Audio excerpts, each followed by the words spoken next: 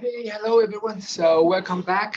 Then we are getting to the very last week. We have covered the leadership. We have covered the motivations in the previous chapter, in the previous weeks. As you can see, leadership is about the manager, the leader, right?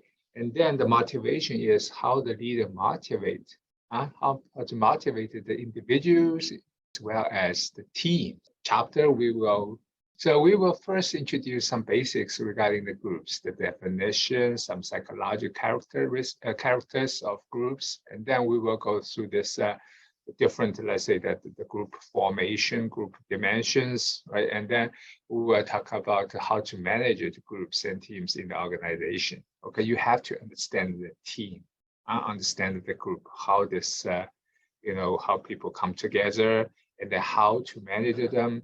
Although we mentioned about the motivation, we mainly talk about motivation, motivate individuals, right? But for the team, we also needed to motivate the team. But before motivating teams, we needed to solve the conflicts. Somehow you will say, hey, motivation is somehow after solving all those, not all, but solving those conflicts. Definition of group. It's too basic, right? You know what means a team, a group. So formally or informally, but here when we talk about management, so we are more talking about the team in the workplace, right? We have two or more people interact regularly to accomplish common goals, right? So here we put this in an agribusiness organization. Once the group getting too large, too big, lower the productivity, lower the efficiency, right? So use economic term, this is the marginal effects, right?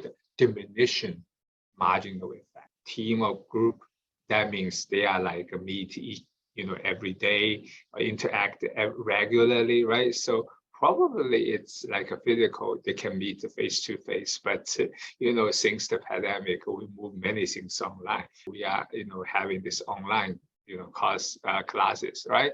But for me, we are also like interact regularly. If you watch this regularly, that means we are in the same team. Different roles, right? We play different roles, but we are in the same team.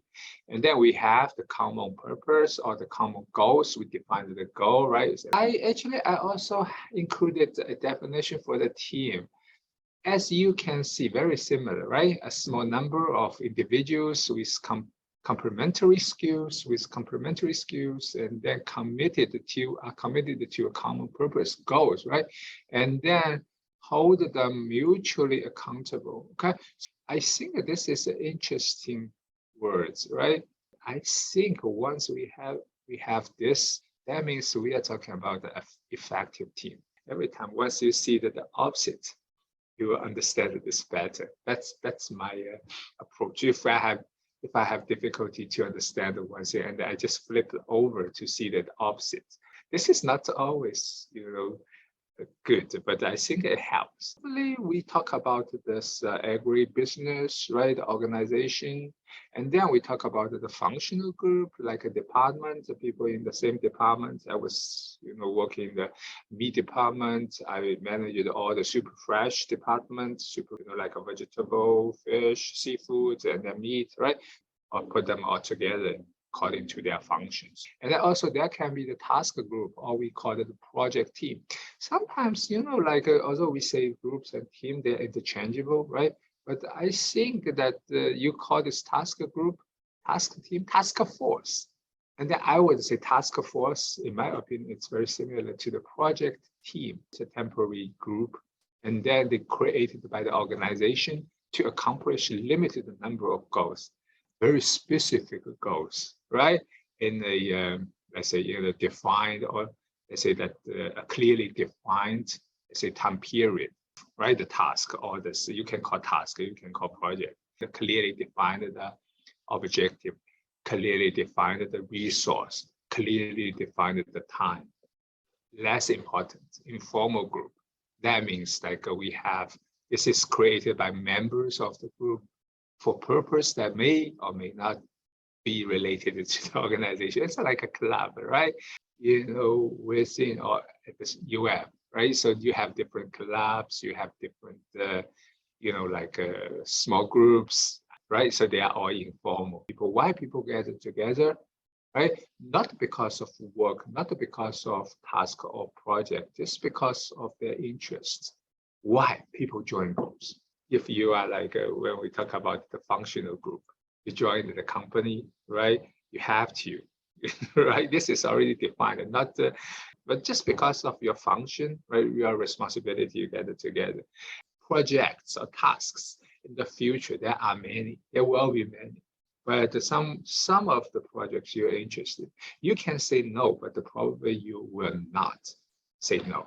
I would suggest that you clearly define your strengths and weakness. If you are good at that, join the group, show your competence. If you don't think you are fit for that project or that task, you needed to speak out. It is not a good decision to join that group if you are not good at it and then you don't like it, and then your contribution, and then they say, hey, this guy is not good, right? So why you hire him, or why you invite him to this group? Don't be afraid to say no. Okay, we needed to learn how to decline. If we mentioned about the dysfunctional group, we probably were talking about the group activity, the same activity group goals, right? But also like informal group, this can be like the interpersonal attraction because they have the same interests and then people, they like each other, right? Also, there will be something we call it the instrumental benefits. I don't know here, but in China, many people, they join this golf club because of some business activities, right? They can discuss it. Yeah, people like to drink together, eat together, right? So they want to chat, and then maybe because of business, or they want to establish some relation. Your individual, you can achieve very limited, right? Target, a very limited achievement. But to join the group, you can do more. But then this group must be a very effective, very good group. And then you are fitting there. And then probably you will share the same value. You have the same idea, similar idea. You have the similar, like, sometimes you have to say like intelligence level. Assume that in the workplace, we needed to set up a project team. When we talk about stages of group development or team development, actually those are 4 stages: the forming, storming, and the norming. So forming is easy. People, members are all new, right? They get to know each other. And then storming means that they know a little bit about each other. They start to pull up if they see that group may not meet their expectations.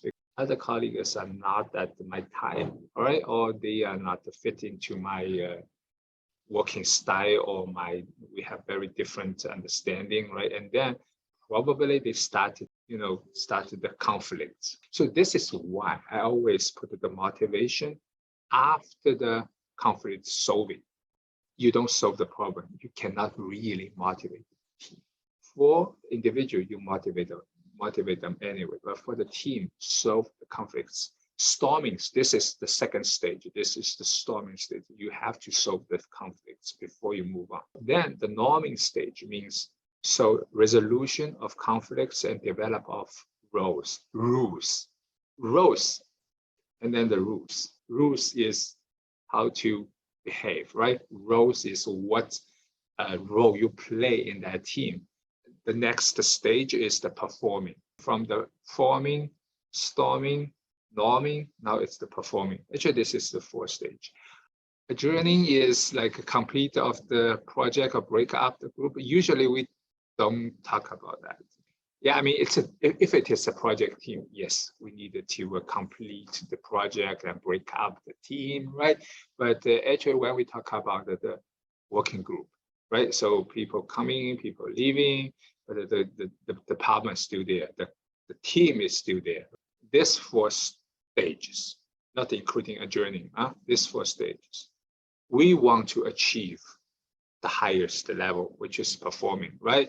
When we call mature or effective team or performing team, they have clearly role structures, they have clearly the norms, right? We call behave norms, or they have other things, how to, let's say that the delegation, they have clearly rules for, like this problem solving delegations, as well as like a decision-making process. They have clearly the norm.